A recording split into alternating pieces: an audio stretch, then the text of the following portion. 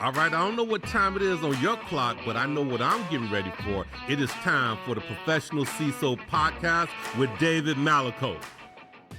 Welcome, one and all, to the Professional CISO Podcast. I'm your host, David Malaco. This show is an exploration of the topics necessary to professionalize the role of the CISO. All right, gang, we are here again. This is Innovation Series. Well, today I have Or Priel. He is the co-founder of Silk Security, which is now part of Armis, as we know. Good to have you on the show. How are you today? It's great. It's great to be here. Awesome. Tell us a little bit about Or, right? So what's your background?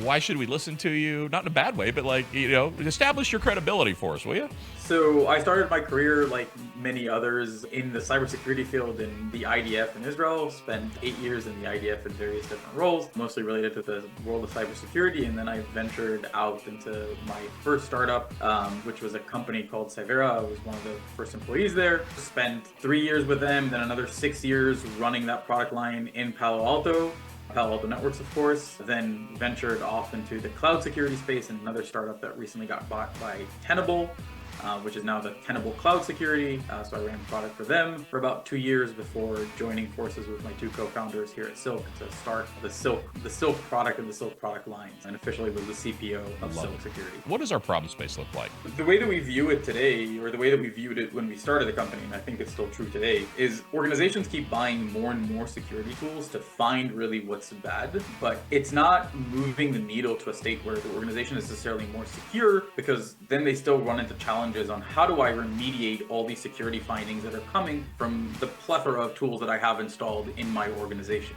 And it's great, we found the issues, but they're not getting fixed, so we're not moving the needle into a more secure organization as a result of it. And that was really sort of what triggered us into starting this, into getting this, that problem of okay, let's not focus on how do we find more problems, let's focus on helping the organization actually operationalize security. Get to a point where even if you don't have a process, you're running around with Excel spreadsheets, we can help you actually go down the path of more proactively starting to fix the things that your tools are finding. So from a problem space perspective, is this a case of I go from the point of finding that vulnerability and then I want to obviously get to the end where it's patched or where it's configured correctly? One of the struggles that organizations have is how do they actually prioritize across different tools, right? Every tool is competing for your attention. It's telling you, I'm the most important thing. This is the thing you have to take care of first because it's critical, and so on and so on. So what we did was create a prioritization mechanism across the board that uses the additional data that we took from the environment. If you're using tools from that market, then those could be fully replaced by the solution. The other category that was actually really interesting that came to us from some of the CISOs was part of the metrics that we can show, or we show now in the product as a request of CISOs, was your tool overlap. How much overlap you have between your